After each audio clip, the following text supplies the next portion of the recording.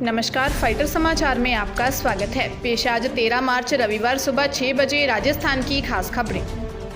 कर्मचारी भविष्य निधि संगठन ईपीएफओ के 6 करोड़ कर्मचारियों को बड़ा झटका लगा है। ईपीएफओ के सेंट्रल बोर्ड ऑफ ट्रस्टी ने पीएफ खाते पर मिलने वाला ब्याज घटा दिया है। वित्त वर्ष 2021-22 के लिए 8.1% ब्याज देने का फैसला किया गया है।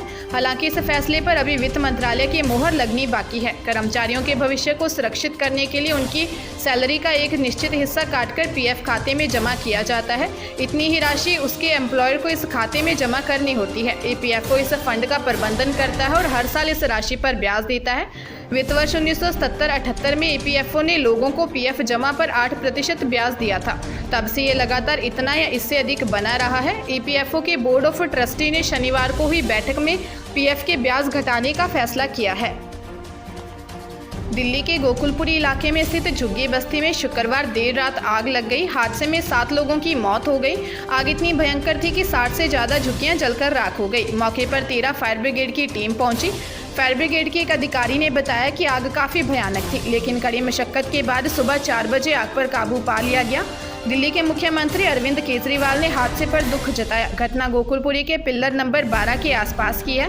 दिल्ली फायर ब्रिगेड टीम के डायरेक्टर अतुल गर्ग ने बताया कि सर्विस के दौरान 7 जले हुए शव मिले, जिनकी पहचान करना काफ़ी मुश्किल है। उन्होंने कहा कि जिन लोगों की मौत आग लगने के चलते हुई है, ऐसा लग रहा था कि ये लोग सो रहे थे और इनके पास बचने का कोई उपाय नहीं था, क्योंकि आग बहुत तेज़ी से फैल रही थी।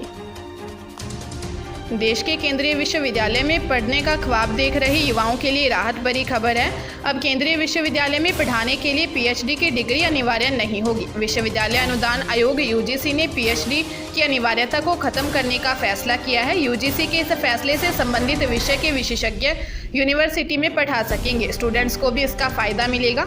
इसके अलावा यूजीसी कई नए और विशेष पदों को सृजित करने की भी योजना बना रहा है। इन पदों पर नियुक्ति के लिए पीएचडी की आवश्यकता नहीं होगी। रिपोर्ट के मुताबिक ये पद प्रोफेसर ऑफ प्रैक्टिस और एसोसिएट प्रोफेसर ऑफ प्रैक्टिस के हो सकते हैं। इस संबंध में UGC chairman M Jagadish Kumar ने कहा कि लेकिन हम उन्हें मौजूदा नियमों के अनुसार नियुक्त नहीं कर सकते, इसलिए यह स्पेशल पद सृजित करने का फैसला किया गया है, जिनके लिए पीएचडी डिग्री की ज़रूरत नहीं होगी। कोटा जिले में इंसानियत को शर्मसार करने वाला मामला सामने आया है। जानकारी के अनुसार आरकेपुरम थाना पुलिस ने बेटी से दुष्कर्म के आरोपी कलयुगी पिता को गिरफ्तार किया है। आरोपी सौतेला पिता बालिका से पिछले 5 सालों से डरा धमकाकर दुष्कर्म कर रहा था। विरोध करने पर मां और बेटी दोनों की पिटाई करता था। पुलिस आरोपी से पूछताछ कर रही है।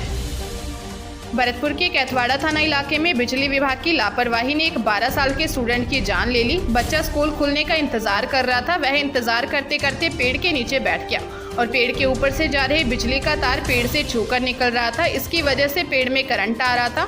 बच्चे ने जैसे ही पेड़ को छुआ तो उसे भी करंट लग गया और जब तक उसे अस्पताल पहुंचाया गया तब तक उसने दम तोड़ दिया। घटना एक लहरा गांव की है। गांव का रहने वाला अंशु राजकीय विद्यालय में पढ़ता था। कल अंशु समय से पहले पहुंचने पर अंशु स्कूल के गेट के बाहर एक नीम के पेड़ के नीचे बैठ गया। नीम से एक 11 केवी की लाइन छूकर जा रही थी, जिसकी वजह से नीम के पेड़ में भी करंट आ रहा था। अंशु ने जैसे ही नीम के पेड़ को हाथ लगाया तभी उसे जोर का झटका लगा। करंट लगते ही अंशु बेहोश हो गया। फिलहाल बच्चे के परिजन ने बिजली विभाग के खिलाफ लापरवाही की शिकायत कैथवाड़ा थाने में दर्ज करवाई है। पंजाब में आम आदमी पार्टी के मुख्यमंत्री उम्मीदवार भगवंत मान ने शनिवार को चंडीगढ़ में राज्यपाल बनवारी लाल पुरोहित से मुलाकात की। इस मुलाकात के बीच उन्होंने राज्य में सरकार बनाने का दावा पेश किया। भगवंत मान शहीद भगत सिंह के पैतृक गांव खटकड़ कला में 16 मार्च को दोपहर 12:30 बजे शपथ ग्रहण करेंगे। मीडिया से बातचीत में भगवंत मान ने कहा कि मैंने राज्यपाल को समर्थन पत्र सौंपा है और पंजाब में सरकार बनाने का दावा पेश किया है। राज्यपाल ने हमसे शपथ समारोह का स्थान और समय पूछा।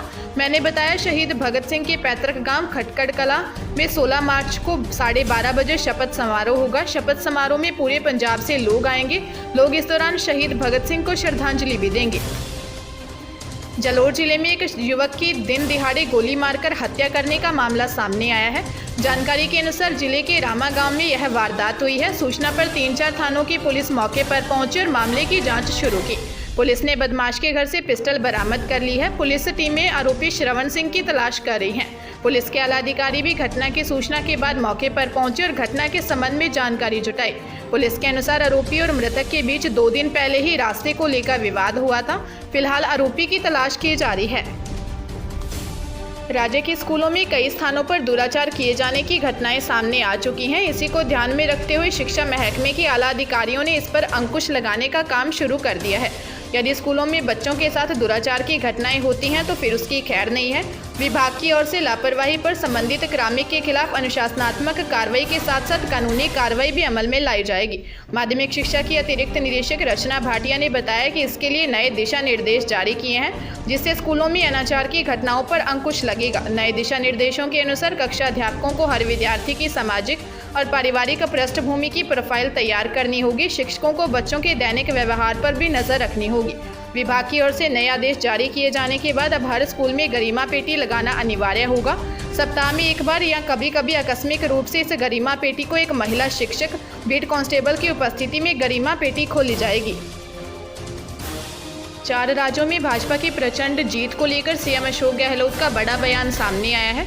श्री गहलोत ने कहा कि भाजपा ने ध्रुवीकरण और चतुराईपूर्ण भाषण देकर चुनाव जीता है। महंगाई, बेरोजगारी और यूपी में कोरोना का प्रबंधन किस प्रकार का था, यह सभी को पता है, लेकिन भाजपा नेताओं ने चतुराईपूर्ण भाषण और हिंदुत्व के नाम पर ध्रुवीकरण करके चुनाव जीता है। सीएम गहलोत ने आज महात्मा गांधी की दांडी यात्रा की 92वें वर्षगांठ के मौके पर मीडिया से बातचीत करते हुए कहा कि आज देश में हिंसा और तनाव का माहौल है, जो उचित नहीं है। भाजपा हिंदुत्व के नाम पर चुनाव लड़ती है। हम सभी हिंदू हैं, लेकिन हिंदुत्व के नाम पर चुनाव जीतना अलग बात है, लेकिन शांति और सद्भाव देश में कायम करना सबसे जरूरी है। सीएम ने कहा कि केंद्र की मोदी सरकार विपक्ष के नेताओं के खिलाफ खुलेआम जांच एजेंसियों का दुरुपयोग कर रही है। ईडी, सीबीआई, इनकम टैक्स के छापे देश भर में पड़ रहे हैं। आज न्यायपालिका भी दबाव में है और इन सब के लिए प्रधानमंत्री नरेंद्र मोदी विपक्ष को जिम्मेदार बताते हैं।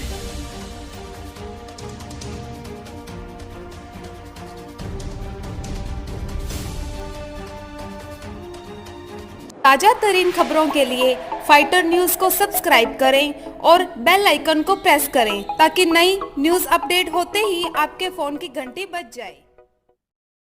Once again